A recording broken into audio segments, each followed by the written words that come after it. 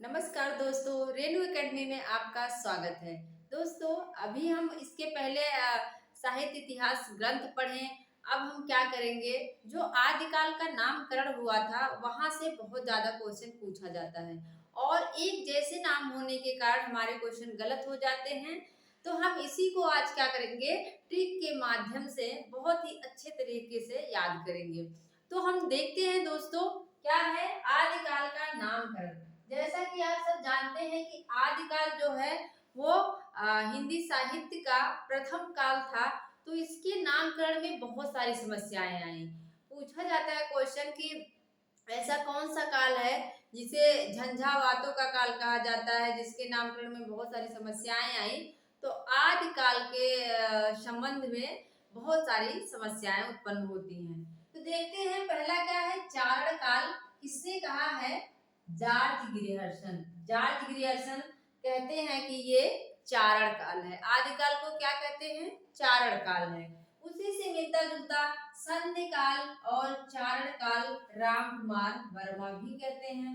अब याद कैसे रखें? चारण काल जो है सिर्फ चारण काल ग्रियर्सन करते हैं। ये हमने याद किया था। जैसे सन, सन मतलब क्या होता है? पुत्र जो होता है। सन मतलब क्या? पुत्र होता है, बेटा होता है। तो बेटा पुत्र क्या करता है? चारण करता रहता है।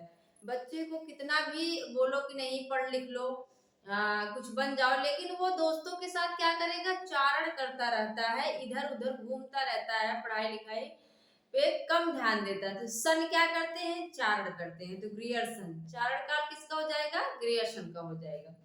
इसके बाद संधि और चारण काल किसका है? तो राम कुमार वर्मा का।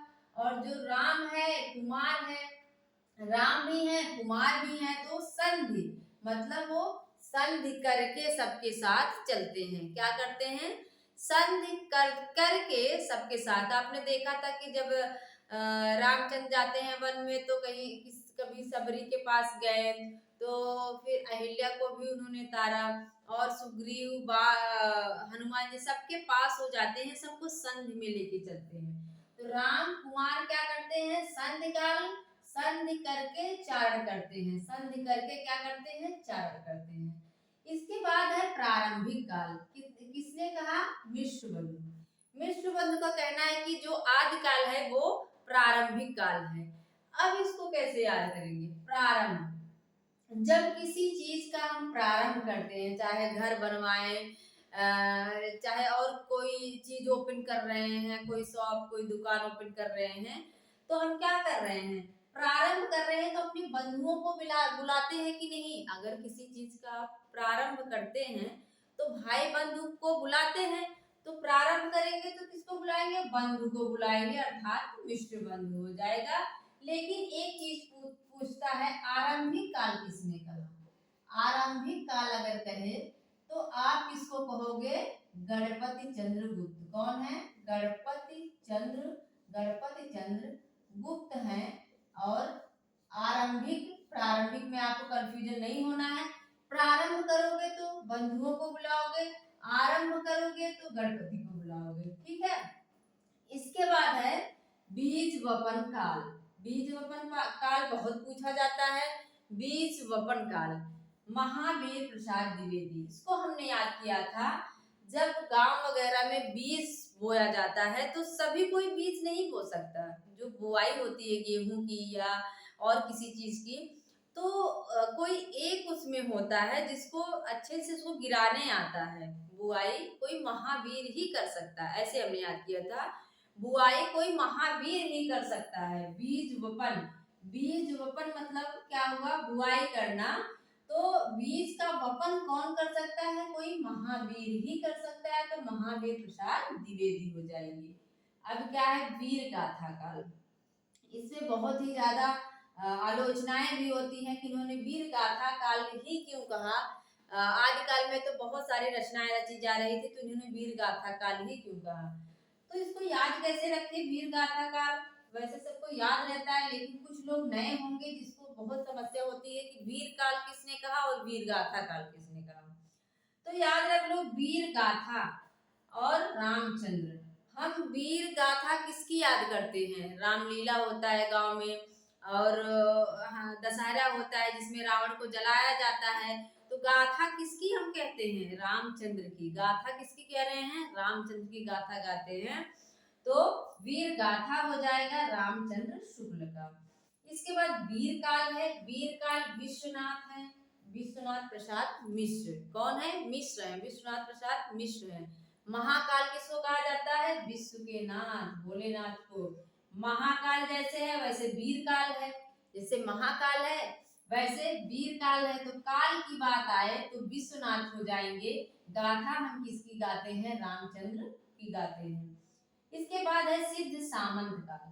सिद्ध सामंत काल किसका है? पंडित राहुल सांकृत्यायन। किसका है?